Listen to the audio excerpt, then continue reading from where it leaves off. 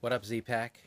It's your boy Z-Dog MD. Check it out. I'm live and direct from the deck of our rental place in Portola Valley, California, where we are on a radical sabbatical, broadcasting live from the Bay Area. We wanted to come back, take a couple weeks away from the Las Vegas heat, reconnect with friends and colleagues where we trained and where we lived for about 25 years. And it's been fantastic. One of the great, and before we launch into the show today, which is about, it's kind of a variant of fat shaming. Like, what happens when your doctor advertises on their website or in their description that they are a fitness buff? Does that actually turn people off, both who are obese and maybe who aren't obese? So that's what we're going to talk about today. But what I wanted to talk about first, yeah, sweetie, come here. Come on, join me. Did you have all that pizza? No, not all of it. I got a Z-Pup. So, did you have fun at camp today, by the way? Yeah? What did you do? What was your favorite thing that you did? Science! Did you hear that? That's a chip off the old block.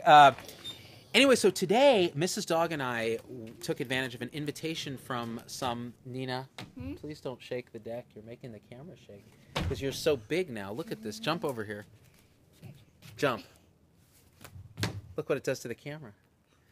All right, so chill out with me for a second. So we got an invitation to go meet with some connections we had at Facebook who have been helping us with the beta testing for the ad break component that we do here on the show occasionally. Yeah, sweetie. You can go back in. In fact, that would be awesome. Here, let me help you. Bye, bye, Bye-bye. Bye-bye. We'll get you on the show soon. Yeah, yes. Oh my gosh, guys. Camp is so awesome because it's like they get all their energy out, but they still happen to have energy left from when I get home. Anyway, so Mrs. Dog and I went to Facebook headquarters here in Menlo Park, Palo Alto area, and the group that has been helping us beta test the ad breaks that we do on the live show that we'll actually do today gave us a tour and connected with us, and we're sort of brainstorming different things. It was unbelievable. I've never been there. It was an amazing campus, huge co-working space, all this free food. A lot of older people actually work there, which initially surprised me because I expected, the usual tech haven with a bunch of insufferable millennials eating free food and chatting in vocal fry. But I actually found really, really, really a broad variety of ages, ethnicities, sexes, everybody there, and it was really crazy. I'm going to post some pictures in the comments here. One thing I was blown away by at Facebook's headquarters was their rooftop garden, which was like a frickin' forest. Like, you think about rooftop gardens, you think New York, there's a few things here and there. This was insane, and you guys may have seen press on this. It was crazy. Everybody was super nice to us. Apparently, we're pretty well known within Facebook, which I thought was awesome. We did some selfies with people, and as I walked by, I saw Sheryl Sandberg and Mark Zuckerberg just chilling. Mark was just at his desk working. And of course, I was like, oh my God, oh my God, oh my God. And I think Sheryl Sandberg was in a meeting with somebody in a big glass fishbowl. And of course, I was tempted to take selfies with their images, but I couldn't do it for fear of being tased by somebody from security. But it was an amazing experience. And I got to say this, Z-Pack, I think Facebook itself supports what we're trying to do in Health 3.0, and they're actually trying to improve the platform for all of us. In fact, it says I can take an ad break now. So watch this. If I do this, which I am one of a select few creators that is able to do this as part of a beta project that Facebook is doing, you watch the ad. It's supposed to be targeted to you. I make a little revenue that pays Logan's diaper money. So sit through this for 15 seconds and come back and join me, and we're going to talk about healthier than thou when your doc brags about how fit they are. And of course, Alexander, welcome back. Of course, Alexander Wu comments, Zuckerberg actually does work. Don't be a punk. Of course he does work. He had his head down over a desk. That's at least a simulacrum of work. I really wanted to meet his wife, Priscilla Chan, who's a pediatrician trained at UCSF, basically a colleague, more or less, and I wanted to pick her brain on her efforts in public health and all that. Anyways, let's get to the lecture at hand. Thanks for sitting through the commercial. Tell me in the comments what you saw, because we're still beta testing this in conjunction with Facebook. All right. When your doctor is fitter than you are was the title of this New York Times piece. And they started by listing a couple of descriptions that doctors have on websites. Now, we've all seen this, especially if you're in a bigger group like Kaiser. You basically have an image of the doctor, the languages they speak, their specialty, whether they're accepting patients, and then a couple lines that describe who and what they are.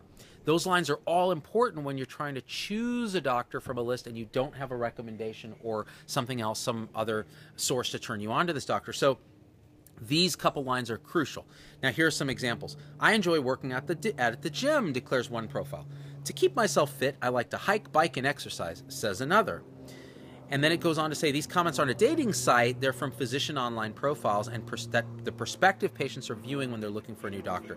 Now, there's many reasons that a physician might want to lead by example. You're trying to get model healthy behavior for your patients. You're proud, understandably, of your devotion to health and fitness and outdoors activities and exercise or whatever, it's Soul Cycle or hiking in the woods or being a triathlete. And it's understandable that people will want to talk about this. But what the article sort of postulates is that past research has kind of shown that people worry that those who claim the high moral ground about something will look down on others whose behavior seems unfavorable by comparison. And they give the interesting example of meat eaters worrying, and this has been evidence shown, that vegetarians will judge them because of their diet. And we've all experienced that. How do you know someone's vegan? They tell you repeatedly. So this is a stereotype, but there's some evidence that people worry about being judged by people who claim the moral high ground. So is claiming a fitness bent by doctors, is that claiming a moral high ground that's going to turn people off? And so that's what they went out to try to understand in this study. And this is what they found. And I haven't looked at the primary data. I meant to, but I just got back from Facebook and we're cooking dinner, and I thought, let me just get online because I don't want to miss another day of a show here.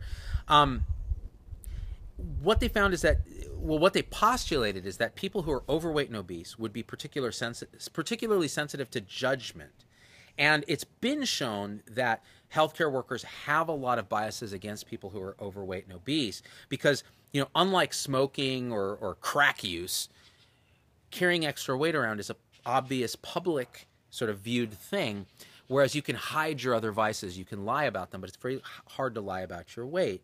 And so given that this is the case, they published in the Journal of Personality and Social Psychology, which, you know, again, social science has been remarkably difficult to study, and a lot of the studies have been criticized for their non-replicatability. In other words, you can't replicate them, or they're poorly designed, or they're small studies, or they're not really very scientifically valid. So that discipline is getting better, but that has plagued it historically. And in fact, one of the people I spoke with at Facebook today is a social psychology PhD who now works at Facebook in a related field, because Facebook is a social media platform and it's social science. And first of all, it struck me how incredibly smart he was, but we had this conversation about scientific rigor in the social sciences, and he says they're working hard to make it better, but they were one of the first canaries in the coal mine. A lot of science is plagued by poor science, poor study design, non-replicable studies, and bias, and all the other things that we see in science. But we're still the best thing that people have. I mean, what are you going to go with? Pseudoscience, magical thinking, essential oils, which are, you know, they still need to be studied.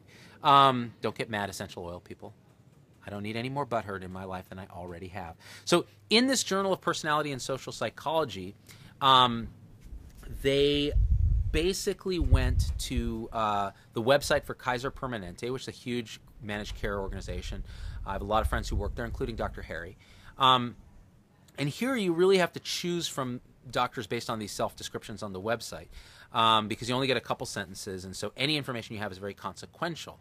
Some physicians emphasized their fitness in the profiles and others didn't. And this is what they saw. Participants who were overweight, the patients, believed that the fit doctors would disapprove of patients with unhealthy habits, and as a result, overweight participants preferred physicians who did not advertise their fitness.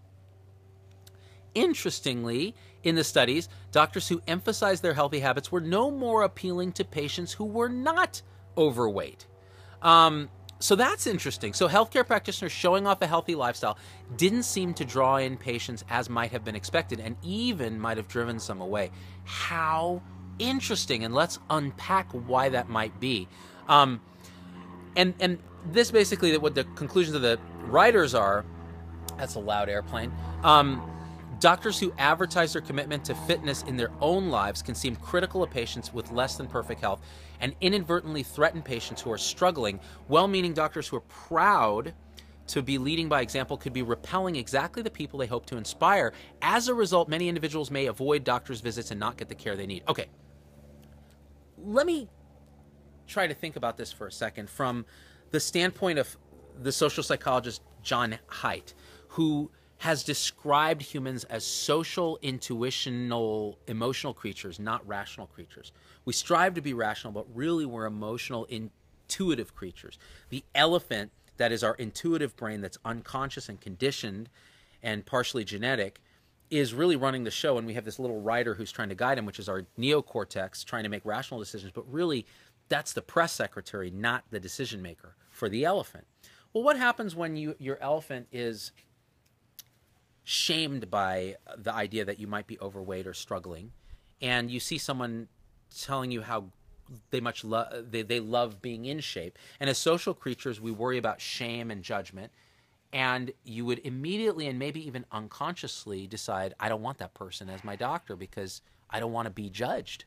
So that feels right to me. The question is, what about the healthy people who are now avoiding this doctor? What's going on there? Could it be the same thing? Could it be a variant of the experience that meat eaters have, feeling judged by vegetarians?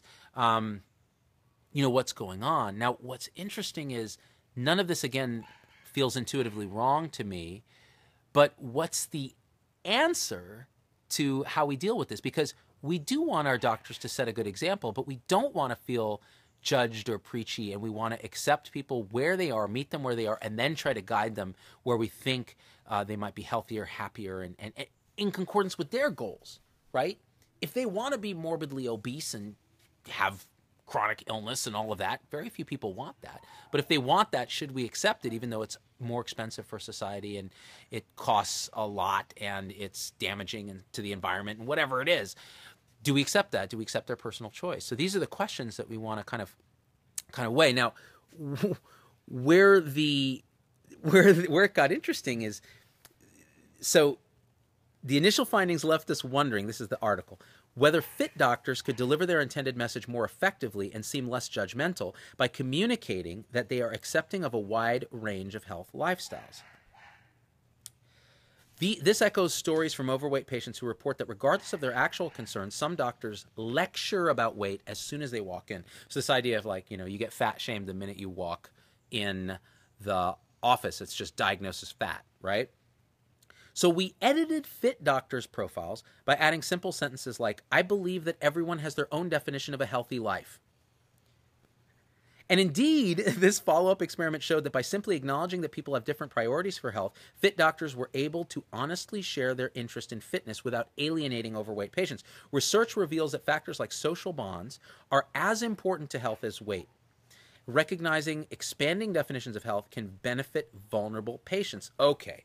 Now, I posted this article a little while ago on Facebook, and this particular spin really upset a lot of commenters. They said, no, there is not a wide range of definitions of healthy life. There is the scientifically proven healthy life, and there's everything else. Whatever, and that scientifically proven healthy life may be a broad range of things. It may be eating some meat. It may be vegetarian. It may be, low carb. It may be high carb. It's different for everybody, but it is a certain set of parameters. Eating the standard American diet until you're morbidly obese is not an accepted definition of a healthy diet, and we are enabling patients by using that language, and that's crazy. And that's more of the everybody's right, nobody's wrong kind of philosophy that's destroying the world. Okay, so that is actually a valid viewpoint, but here's the question. They add that sentence and more patients are willing to sign up. Is it like a Trojan horse thing where you say, look, I accept you where you are. Now, let's talk about getting you in, and then we can start slowly broaching the concepts and opening up and seeing if we can do it in a non-threatening way. That may be valid. And if you're very skilled at that and you have the time and the resources, and better yet, you're paid to actually improve people's outcomes like that, i.e. Health 3.0, and you have support like a health coach or a really good team that can help you do that, a social worker, a nutritionist, you're tied into a good, health club that helps and supports your patients, or, diet programs, weight loss programs, etc., then that could work. But for many people, it could still be a big struggle. Now, they go on to say right now federal guidelines encourage providers to model healthy behaviors, and there are even organizations urging doctors to pledge to practice healthy lifestyles. By the way, this gets me to an important point. Doctors are one thing, and we've all, struggled in, healthcare. I've struggled with being overweight. I continue to struggle with keeping my weight under control. I like to exercise, but I also like to eat and like to be lazy. So I struggle along with everybody else. There are many doctors who are overweight, obese, many doctors who smoke, many doctors who are addicted to medications. So it's not at all a perfect profession, right? We're more aware, but that doesn't mean we necessarily change our behavior, because we're human beings and their behavior is complex and multifactorial. Now look at nurses. Nurses have this problem even more. And I've spoken to the head, the highest leadership at the American Nursing Association a few years back about a program they were starting to try to encourage better health among nurses, because they're working all the time. They don't have time to eat right. The break room is stocked with crap. They're stressed. They're busy. It's very hard to model healthy behaviors when it's impossible to live healthy because you're so overworked and understaffed and all the other things that go with that, and you're a human being. So it's not just doctors, it's everybody across the health profession. Should they be held to a higher standard, and does it actually help with patient outcomes? Or do patients want to see a healthcare practitioner who struggles like they do, but is able to give them guidance that's tailored to them? These are the questions we want to ask. So let me get through some comments here. I'm going to pull up your comments. Someone's walking a dog out there. Let's see what we got. I wanted to see the comments on the article first. So Mike Sharma on the article said, damned if you were fitter, parentheses, my doc won't shut up about CrossFit, damned if you aren't. My doc is a tub of goo. The solution is probably, like in most situations, meeting the patient where he is or she is and tailoring your intervention to the patient. If you get a feel that he really wants to talk about fitness, go nuts. If you get a feel that he's uncomfortable with the concept of exercise, then you may have to tread differently. I mean, I think this is rational. It's called personalized medicine, right? But how do you then tailor a description on a website to get people to come in the first place? Listen to those dogs barking. It's like I'm in the friggin' hood. I'm surrounded by pit bulls. Probably going to get taken down by werewolves in a second. And Mike Sharma says, very few things are not healthy. Hey, even cocaine has its uses.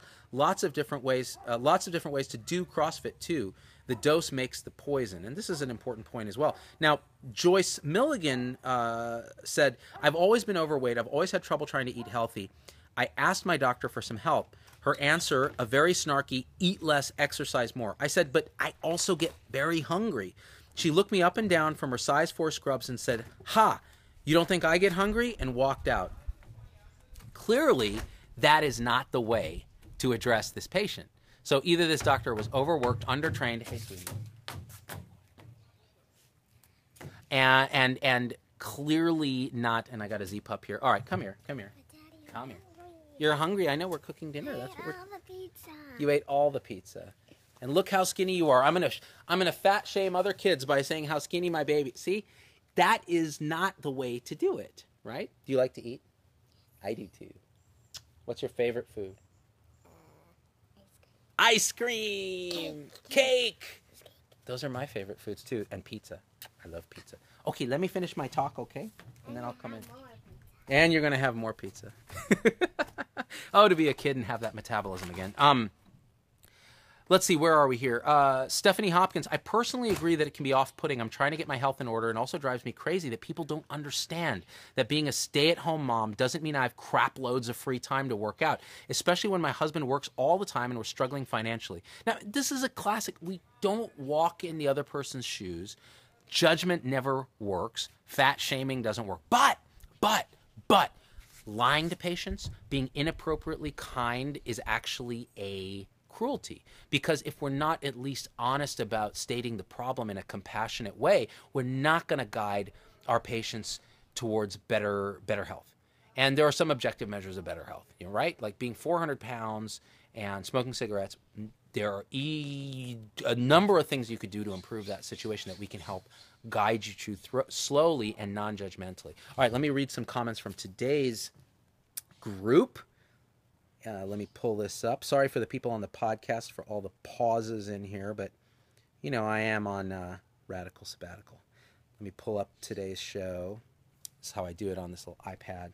Oh, my God, it was so amazing to be at Facebook. Oh, it was like, because so much of what we do is Facebook-based, so it was like being in this weird kind of a sanctum and seeing how the sausage is made, and people are coding there, and I was like, wow! And I got to hear some really cool unreleased stuff that they're doing in the space of live, and I'm just really excited. And I have to sign an NDA, so I can't talk about any of it. Here we go. Cool unreleased stuff that they're doing in the space. A little bit of a delay there. Okay, here we go. I went to see the doc about 2 months after I had my daughter, and he goes, wow, you've lost 30 pounds since you were here last. What did you do? I said, I had a baby. Best diet ever. He didn't think it was funny. Annalise Jill Nalting. That is a good weight loss plan. And actually, postpartum weight loss it can be a challenge. Breastfeeding can help. Getting up and moving with the kid, carrying the kid. I remember my wife developed this huge set of muscles that weren't present before baby from just holding baby all the time. I don't really care what I got fat though. I don't really care what my doctor looks like. I care about how they behave. My current doctor is relatively fit, but he's compassionate and caring and supportive of my weight loss, says Nicole Ellis. I know he's not judging me, right? So some of it is just your bedside manner and the relationship you form with your patients. You got to practice empathy in the right way, says Alita Wagner. And I would argue, again, and I've said this before, it's not so much empathy, which is feeling someone else's pain. It's compassion. It's love and concern in the face of someone else's suffering in a kind of a detached way where you can care without getting unobjective. And I think that's an important distinction. It also leads to less burnout than empathy. Dr. Dave Hamilton, as a physician, I try to meet folks where they are. I encourage and empower them to make good choices, stating issues that are firm but also heard. Some patients want to jump in the deep and do all the recommendations, and others have to dip a toe in the water. I think that's exactly right. It's a very personal thing, which is, again, why I get very angry when people seem to think there's a one-size-fits-all for people. There really, really isn't. If anything is true in Health 3.0, it is that we have to personalize care for every single patient using principles we learn from populations and bringing them to the personal and using technology to enable that. But ultimately, it's about this. It's about you and I in a sacred relationship.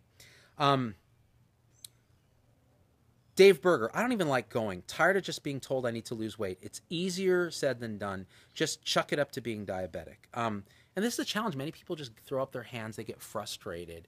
But when they find the right partner, the right relationship, it is, I promise you, it is transformative. But sometimes you have to really work at finding that right person. And it's hard to tell from a couple-line description. And clearly, if you're bragging about your fitness, it turns some people off. So maybe there's a better way to phrase it. I don't think being completely permissive is the answer. I think what that does is it legitimizes certain types of behavior, and instead we ought to be a little more careful about how we model.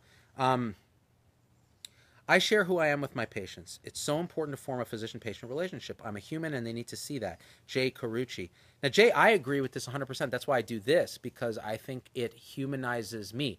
If you and I are having a conversation and I'm dropping the occasional F-bomb and I'm here with my friends and I'm doing this and my kids are here, you see who I am. I'm a person, right? I'm not this weird, societally elevated figure who studied a lot and blah, blah, blah, blah, blah.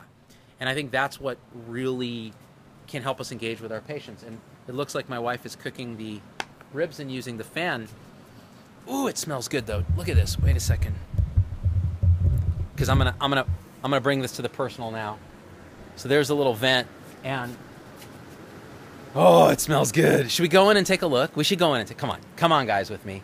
let's wrap it up by going in and taking a look and seeing what's up, and then I'll go through your comments in a bit. All right, here we go. Oh, that smells good. Hey, Mrs. Dog. Yeah? Do you mind if I show the Z-Pack our dinner without showing you? All right, here we go. So this is our scene in our little sabbatical house.